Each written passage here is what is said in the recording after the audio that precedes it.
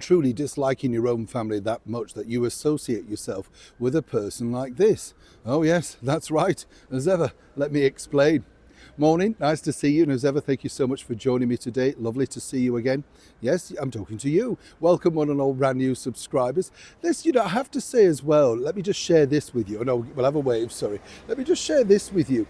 I just find it incredible, that imagine you are at home recuperating. There's many of us out there that are, whether we've, getting over a heavy cold or something slightly more serious. Good wishes with it all. I hope you feel a little bit better. Do remember to keep hydrated. I know I learned that, yes.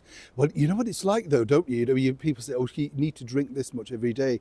And you don't, do you? We're all a bit guilty of that because particularly if you live alone, you think, I'll make a cup of tea in a minute. A minute turns into an hour, suddenly it's an hour and a half. You think, I'm gasping. But we're all guilty, aren't we? So do look after yourselves, whatever you're doing, Now, let me share this, as I say, if you are recovering, like the Princess of Wales, Catherine, terrible things, that you read, see, pick up, in the world of social media, you can't escape it. There's no two ways about it. Imagine though having this as a particular headline, or indeed then finding out that an alleged US chat show host has decided to make his monologue poking fun at your situation.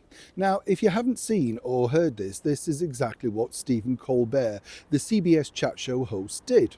Now, what's interesting, and many people will remember, of course, is that Prince Harry popped up on the Colbert Show with no audience, I might point out, to promote his book Spare.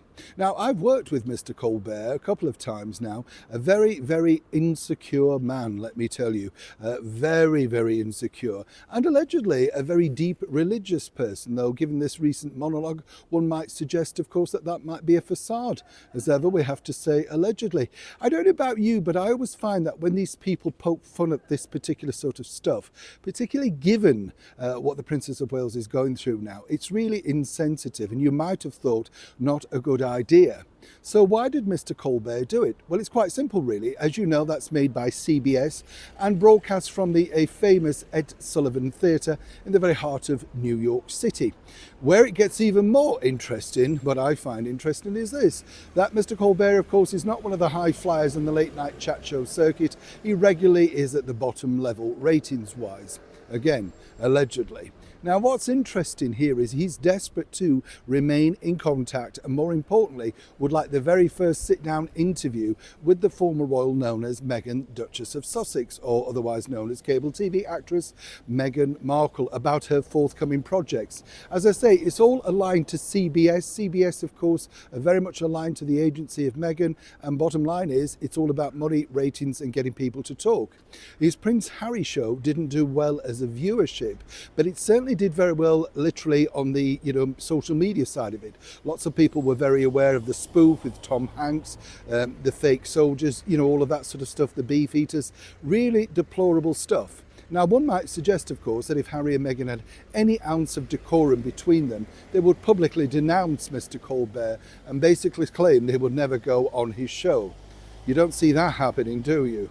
But the other side of the coin is, as I often say, when you look at the big picture of this and you think, well, why would he do it? Why did he say it?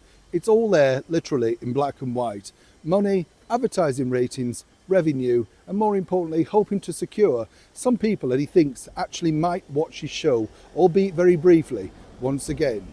Now, let me point out that all of these claims that are put out there are completely fabricated, 100%. They are a gossip rumour that started on the internet that has literally created, a life of its own. Very disturbing, very upsetting, and terrible news for the recovering Princess of Wales. I'm sure you'll all agree. Neil Sean in the very heart of London.